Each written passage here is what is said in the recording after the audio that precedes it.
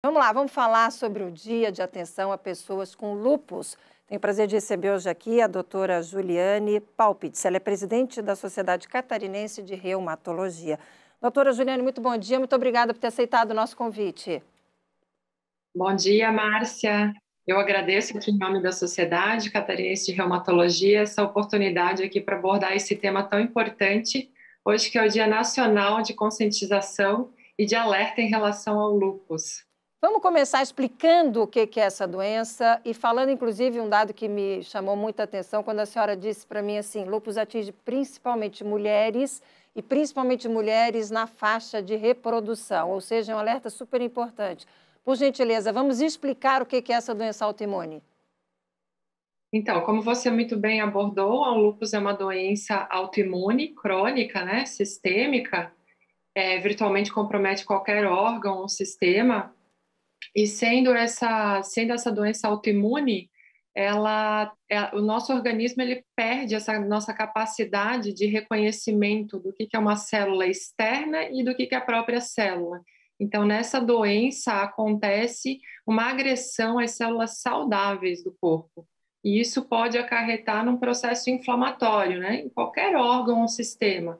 Pode comprometer as articulações, a pele principalmente, os rins, o sistema nervoso central, periférico, os nervos, né? Os rins também, o coração, os pulmões. Então, isso é super importante e é principalmente um sinal de alerta para as mulheres. Nós temos uma prevalência muito maior em mulheres, uma ocorrência, né, de 9 mulheres para até um homem, e justamente nessa faixa etária reprodutiva, né? Então, a ocorrência que mais acontece, a idade que mais acontece essa doença é em torno dos 15 até os 45 anos de idade. O que provoca o lúpus? Vocês já sabem as causas e tem tratamento ou tem cura? Então, o lúpus é uma doença crônica, ela pode evoluir e remitir, né, ter uns períodos de surto, ou ser uma doença crônica e progressiva, tá? E, na maioria das vezes, a pessoa tem que ser uma pessoa geneticamente predisposta, às vezes você tem um parente de primeiro grau que já tem essa condição de autoimunidade, e você, teoricamente, seria um pouquinho mais suscetível a ter a ocorrência dessa doença, mas também podem ocorrer mutações, esse é o primeiro caso na família. Então, um indivíduo geneticamente predisposto, mas também você precisaria de algum gatilho aí ambiental para vir a desenvolver essa doença. Às vezes é algum medicamento, alguma infecção, geralmente viral, às vezes até fatores hormonais, né, justamente por comprometer mulheres, né, mais predominantemente mulheres nessa faixa etária, às vezes se interroga se teria algum papel até hormonal nessa condição para desenvolver e ter esse gatilho aí, possivelmente ambiental, para ter essa desregulação do nosso sistema imunológico e acontecer essa inflamação aí em qualquer órgão ou sistema. Então, é uma doença crônica, a gente não tem cura, mas tem tratamento adequado. Quanto mais precoce o seu diagnóstico, mais cedo o tratamento e a gente consegue controlar aí algumas variáveis que interferem ou influenciam nessa doença, que a gente pode ter uma estimativa de vida aí, um tratamento adequado, uma qualidade de vida boa e uma estimativa de vida adequada. Agora, doutora Juliane, a senhora está falando de tratamento. Tratamento, a cloroquina é um medicamento muito usado, né? Nessa onda aí de cloroquina para o combate ao coronavírus mesmo, não tendo indicação da Organização Mundial da Saúde, muita gente acabou apostando na cloroquina. Isso mexeu, mudou a vida de vocês, mudou a vida das pessoas que tratam com cloroquina, das pessoas que têm lúpus? A cloroquina, ela é o nosso tratamento base de algumas doenças reumatológicas, do lúpus principalmente.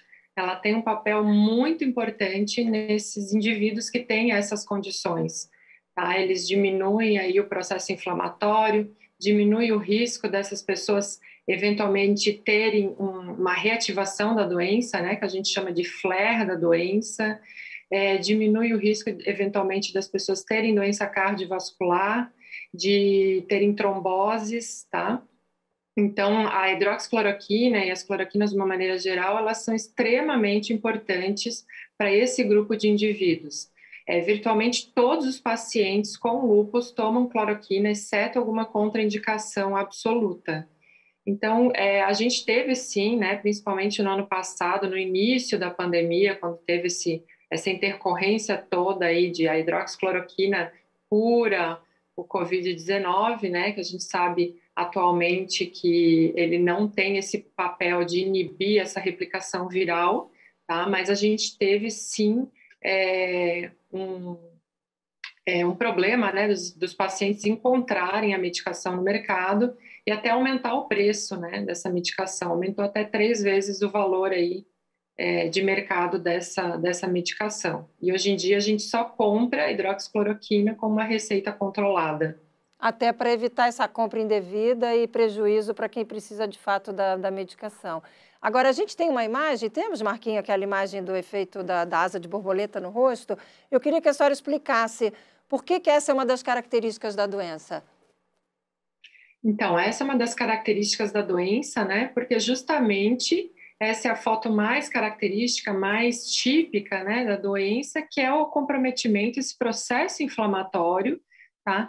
Desses indivíduos, né, justamente na área da pele, né? Então, muitas vezes nós encontramos indivíduos que são mais sensíveis à luz e acontece essa reação, essas manchas, esse processo inflamatório, justamente em decorrência dessa desregulação desse sistema imunológico, essa inflamação na pele. E geralmente nessa região é porque justamente é a área que é mais fotoexposta de todo o nosso organismo e do nosso corpo, né? E muitas vezes esses indivíduos, eles têm uma maior sensibilidade à luz, tá?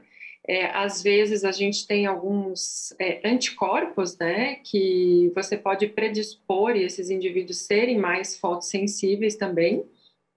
E nesses casos a gente justamente orienta esses pacientes a não terem essa exposição à luz, por fato também de pode ser um gatilho, né, para ter essa reativação da doença e ter essa cronicidade da doença também, porque ele não consegue processar adequadamente esses antígenos e na grande maioria das vezes, né, quando o sol queima a pele, ele não processa adequadamente aquela célula morta naturalmente pela exposição ao sol e isso acontece, esse gatilho, para você desenvolver ou perpetuar mais essas reativações aí da doença. Valeu, doutora Juliane Palpitz, presidente da Sociedade Catarinense de Reumatologia, muito obrigada por essas informações, esses esclarecimentos nesse dia tão importante, dia de atenção a essas pessoas que sofrem com essa doença autoimune, essa doença crônica. Obrigada, um ótimo dia, ótima semana, até uma próxima oportunidade. Muito obrigada, eu que agradeço. Valeu, até a próxima.